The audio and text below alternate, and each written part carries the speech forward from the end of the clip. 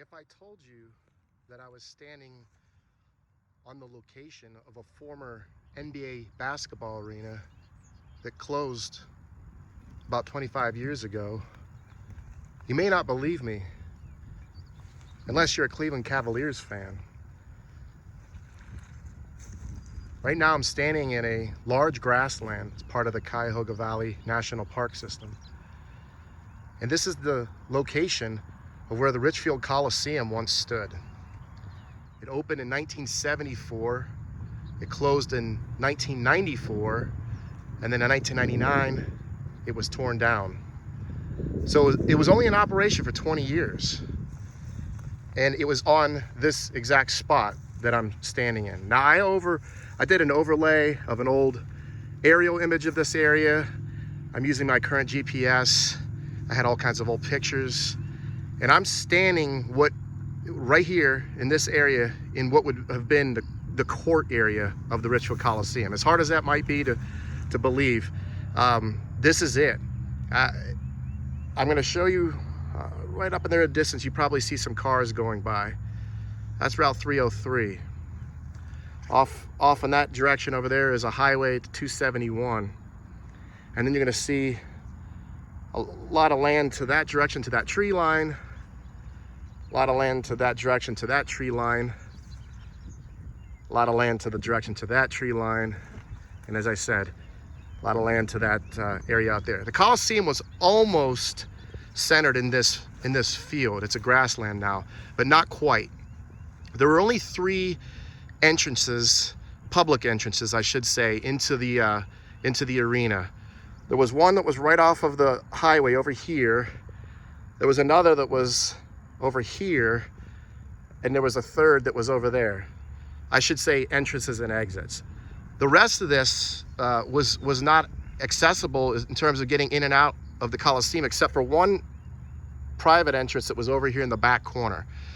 But outside of that, everything you see here is what as far as like the tree line and everything, that was here when the Coliseum was in operation. That was all wooded. The Ohio Turnpike is actually not that far out beyond the tree line over there. But all this grassland that you see here would have been parking lot. So there was a huge asphalt lot that was on the west side. It was a little bigger and had a little more width to it. There was another one that would have wrapped around on the north side over here, and then of course over here on the east side as well. So the main entrances would have been over here in the corner, and I'll try to get some footage of that when I get up closer to the road after I'm done here in the field. But there was 2 entrances, I said, one there and one there. Now the reason I know that the Coliseum was right here, aside from doing the overlay of the images and the GPS, as I told you, the 2 entrances that came into this the arena area, to the parking lots, to the Coliseum, there would have been a road that kind of came in here, went around like a little bit of a triangular roadway. And I'll show you in the image what I'm talking about, but it would have stemmed back into the parking lots. And there was another one that was over here. The one here, this would have been essentially the middle lane. The one that was here, if you followed it straight back, it almost came along the west side of the Coliseum wall. So if you followed it all the way back, and I'm standing here in the field, and the Coliseum was pretty centrally located here, halfway between the south and the north borders of this area. So the Coliseum, the west wall would have been right over here. East wall would have been right over here. Now I came to a number of games here growing up. I didn't live that far from the area. And I always enjoyed the Richfield Coliseum. For me, it was easily accessible. For some, it wasn't as much. A lot of people were probably, if you're not familiar with why it was built here in Richfield and why it wasn't in Cleveland, the Cavs, when they moved out of the Cleveland Arena in downtown Cleveland, they moved here to Richfield because a few reasons. The main one is they were trying to build an arena in Northeast Ohio that would serve both Cleveland, which is about 20 miles that way, and Akron, which is about 20 miles that way. So it was almost right in between the 2 cities. It was going to bridge the gap. So the idea was pretty good from that standpoint. A couple things that worked against the arena, though, was it was isolated out here. As I touched on, there was only entrances and exits for the public on one side. So as you can imagine, there was a lot of congestion coming in and out on heavy volume days.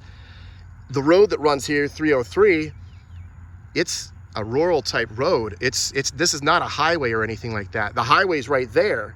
So if it was a game, if you were getting here early, you were leaving the arena late, or if it was a game or a concert or something that didn't have a high attendance figure, getting in and out of here wasn't too bad. But if you were here on a big game, big concert, something that had a lot of attendance, then the traffic issue was a problem because of the points I just mentioned. The other thing that you look at now, I've been to a number of professional facilities in my lifetime, especially the modern ones now. A lot of the cities that build the stadiums now have like an arena district. So you not only have the athletic venue there, but you have a lot of like bars and restaurants and hotels and like things that people are going to come, get there early, they're going to eat, they're going to drink before the game, they're going to go and maybe do the same before they go home.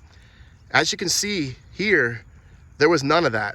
When you came to the Cavs game, you either ate before you got out here to Richfield, or you were going to eat something that was served in the concession stand, more or less, in the Coliseum. I mean, there were a few other options, but I think you understand what point I'm trying to make. Now, the Coliseum itself, as I said, it was only 20 years old when the Cavs stopped playing in it. And it was actually a pretty damn nice arena, in my opinion. One of its major undoings was it didn't have, as far as the facility itself, it didn't have the lower luxury suites.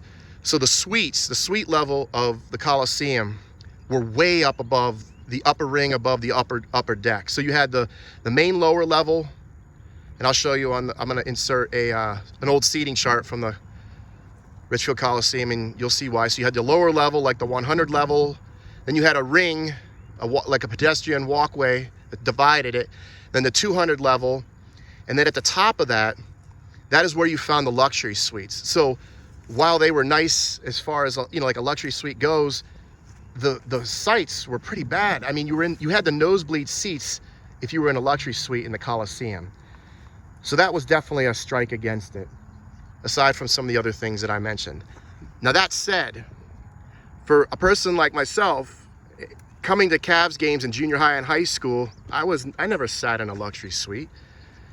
I always sat in the arena, the bowl of the arena.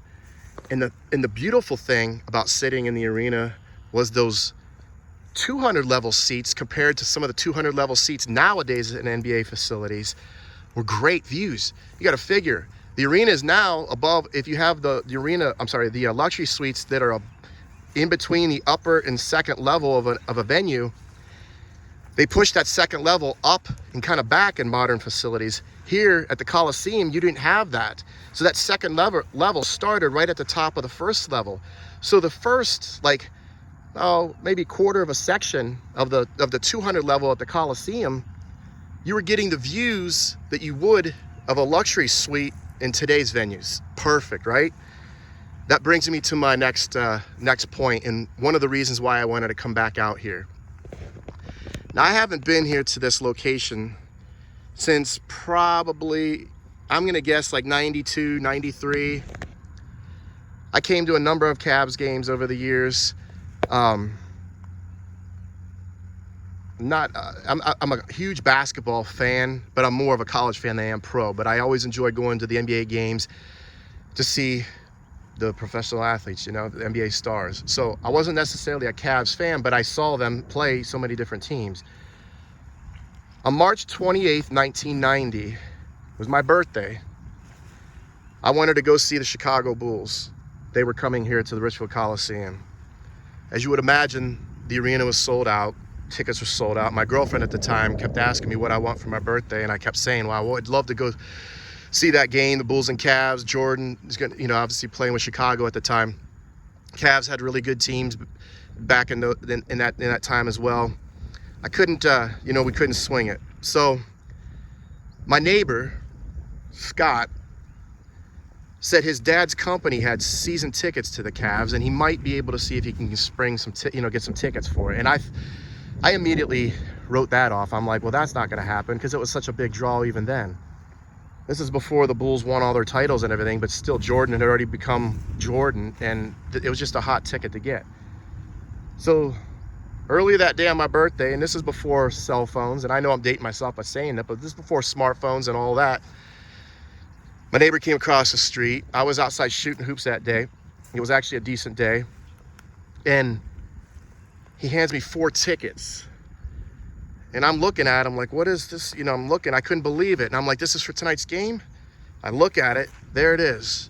I could not believe it. I'm like, where'd you get these? The company gave, you know, yeah, my dad's company gave them. Here, happy birthday.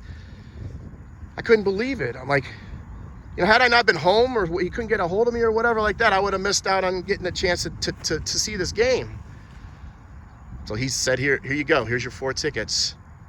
And I'm like, well, you're coming with me. I'm not going to take these tickets and not invite you to come with me. You know, it wasn't like he kept one for himself and said, here's 3 for you. I'm like, come on, man, you're coming. So I called my girlfriend. I'm like, hey, I got tickets for the game. Scott gave them to me. I can't believe this. And I called another friend of mine, Jeff. And the 4 of us came up here that night. And I know a lot of people are always saying, well, I was there when that happened. Believe me when I tell you I was. And I can prove. Here's my ticket. So as you can see on there, Chicago. I'm trying to get it up into the sun so maybe you can see it a little better. March 28th, 1990. Game number 35, 8 p.m., section 232, row F, seat 2. Price was only $21. This is my ticket stub. I have 2 of these. The other 2, I kept my girlfriend's. The other 2 went to my other 2 friends, including Scott, who gave me the tickets. But this is one of the 2 tickets that I had out of the group of 4 for that game that night. Now again, no cell phones, no smartphones or anything like that. No digital cameras, nothing like that. I honestly can't even tell you if I owned a camera. I certainly didn't bring it. That was a mistake. So we come to the arena, knew we were gonna see a show, but didn't realize that on that night, March 28th, 1990, Jordan scored 69 points against Cleveland that night. It was an incredible individual performance. And I'm standing roughly where that seat is. As I've been walking and talking, I've been kind of walking and moving around. The court would have been here. The court in the Richfield Coliseum went north to south, okay? And as I told you, the lower level seats, section 100s, the 100 level wrapped around the court.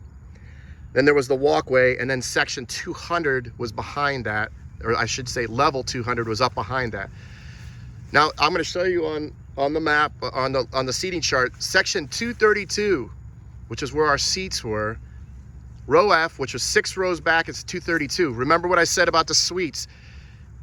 That's right where the suites would have been if the Richfield Coliseum had suites. I was 6 rows in. They would have been essentially in the back end of this luxury suite. That just shows you from a proximity standpoint and how good these seats were. Look at the seating diagram. 232 drops straight down. What do you see? The visitors bench. That's where Chicago's bench was, and Cleveland's was just down along the court. So Chicago's bench, right out here. The scorer's table. Cleveland's bench right down there. So we were literally 6 rows up in that 232 section behind the Chicago Bull bench. So amazing. The Last Dance started airing several weeks ago. So great documentary. Whether you're a Jordan or a Bulls fan, I think it's an incredible documentary. I've enjoyed watching all of it, but of course one of the things they talk about was the shot that Jordan had, you know, against the Cavs and that. So I'm going to walk back out here, and the shot happened right about here. The basket, it was the north basket. The TV angle would have been shooting from over on this side. So the TV angle in the Coliseum was shooting from the west. The reason you can tell that is because as the seating diagram again, the Cavs bench was over here, the scorer's table was there. So if you remember correctly, and most Cavs fans do, the Cavs actually went up on a bucket with 3 seconds left on this end. Really nice out of bounds play. Craig Elo slipped through the lane along the along the baseline and laid it up, a contested shot at the hoop right here. So that put Cleveland up. So they inbound it right here. Jordan is kind of shaking loose. Now Larry Nance is sort of like face guarding him, trying to keep him from getting the ball. Jordan kind of shakes, gets the inbound, comes across into the top of the key. Craig Elo contests the shot. Jordan sort of hangs and finishes it. Shot happened right here. So I'll walk over to it. I'm literally standing on the spot that the shot occurred. So this is it. Now, there's nothing really that is remaining of the Coliseum here, as you can see and as I've talked about. But something I found out about this location is much of the Coliseum is actually right beneath where I'm standing. So when they demolished the building, it had a basement of sorts of the foundation, so they filled in a lot of that basement with the debris and rubble from the Coliseum. They went and removed all the asphalt from the parking lot. So all that sea of asphalt that was out there, wrapped all the way around the building, all of that was removed, and they filled it in with topsoil. So they basically buried the remains of the Coliseum right under my feet. Now, we got a lot of heavy rain here yesterday, so you're gonna see it's kind of like mushy in a lot of places. But right beneath me is what would have been, I mean, I was standing on what would be the court, but beneath me is the remains of the Coliseum. So it's down there somewhere, but they dumped in a bunch of dirt. So it was cleared, it was demolished, as I said. Everything was cleared. They packed a bunch of the debris down into the ground, covered it with dirt, and turned it into a grassland. So this is essentially the Coliseum's grave. I'm essentially standing. It's like the Coliseum's own personal graveyard, if you will. It's literally, some of it is buried right beneath me. But there's no real markers that you can see. That there's not any kind of structures or memorial markers or anything like that that's out here.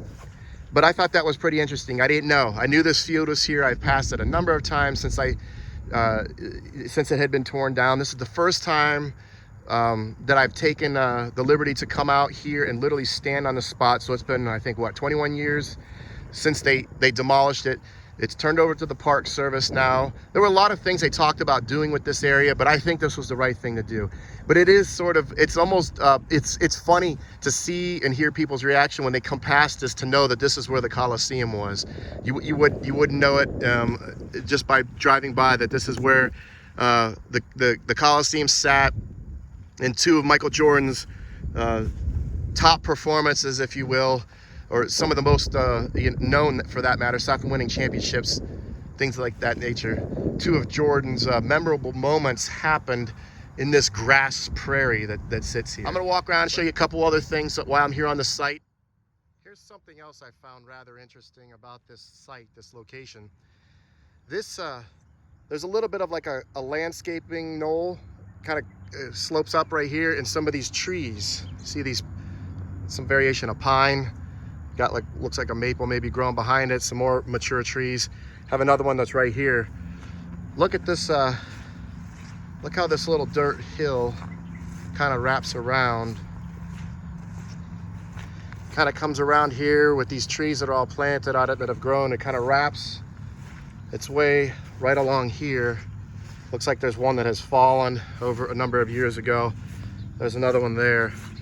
This would have been the area where the entranceway, which is right over here, the main entranceway, it had is the first of 3 exits and entrances. It came down through here. It had a little bit of a split.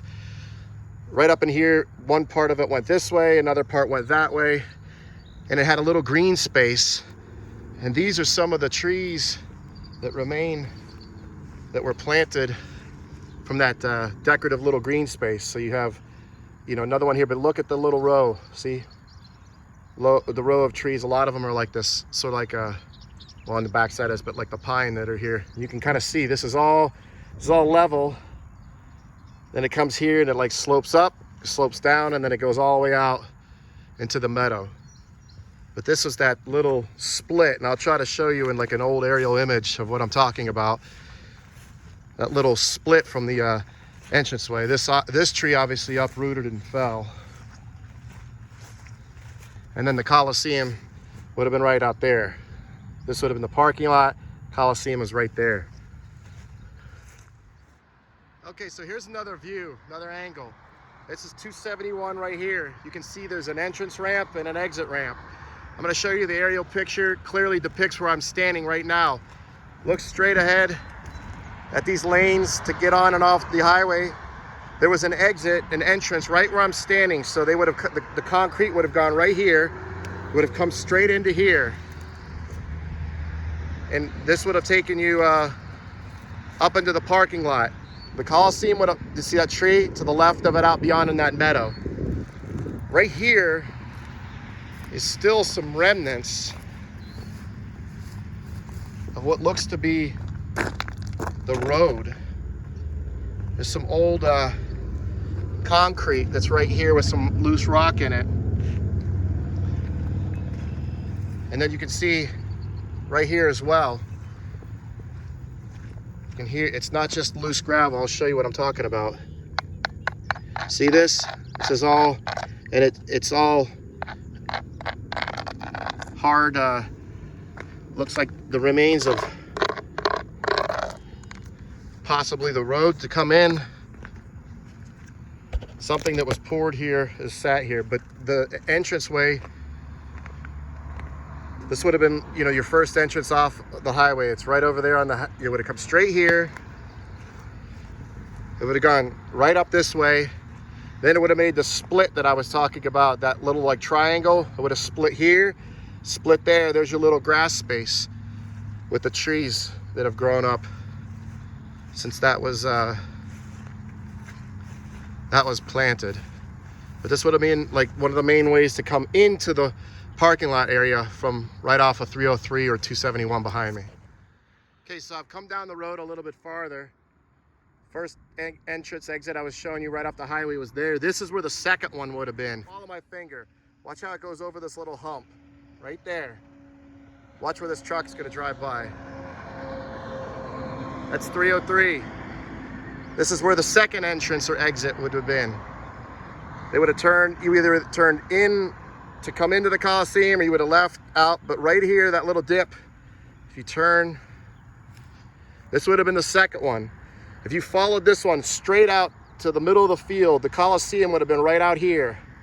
And the west wall of the Coliseum was very close to where this would have taken you. So if the road was still here right this minute, it would have taken you right up nearly alongside. There would have been a small little section of concrete. I think it was still part of the parking, maybe handicap. The spaces that were along there, the west wall would have been almost side by side with this, but the Coliseum itself stood right there. Okay, then I came down the road a little farther. The other two entrances and exits were there. This is the third one. This one is a little more easier to see because you can actually still see where there's the remnants of a road, and it would have taken you straight out here. Now this would have just basically taken you to the western parts of the parking lots. I mean, you could get to the arena from here, but what I'm saying is, let me walk up a little further. It'll be easier to explain.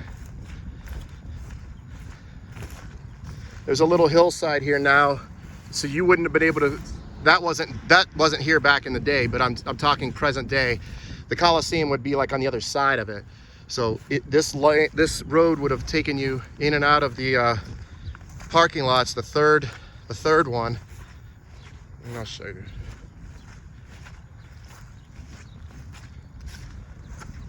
This one would have taken you straight back into that. There was the biggest of the parking lots was here on the west side. So there's that tree line that runs down there. And then again over there. It would have fed you in and out of this parking for the Coliseum on this side.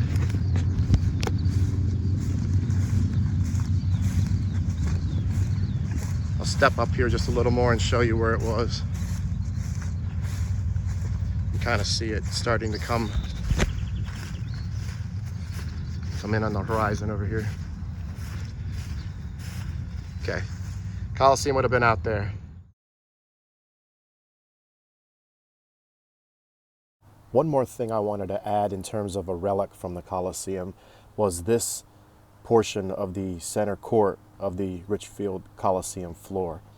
Now this is actually on display at Rocket Mortgage Fieldhouse, which I thought was pretty cool. So there is one form of something that's memorable some memorabilia of the Coliseum that is actually on display.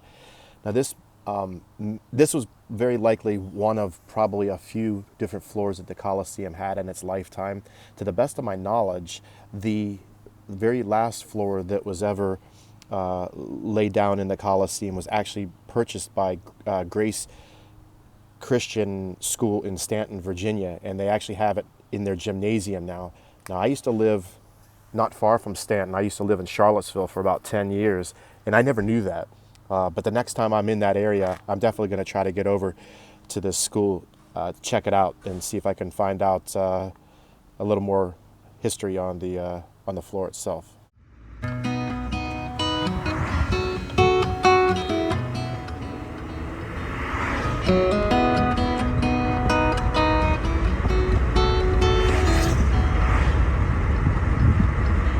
When you left this town with your windows down in the wilderness inside, let the exits pass, all the tar and glass, till the road and skyline.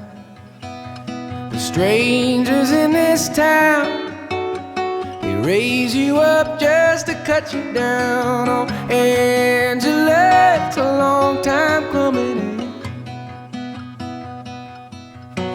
And your Volvo lights lit up green and white with the cities on the signs. But you held your course to some distant war in the corners of your mind. And from the second time around, the only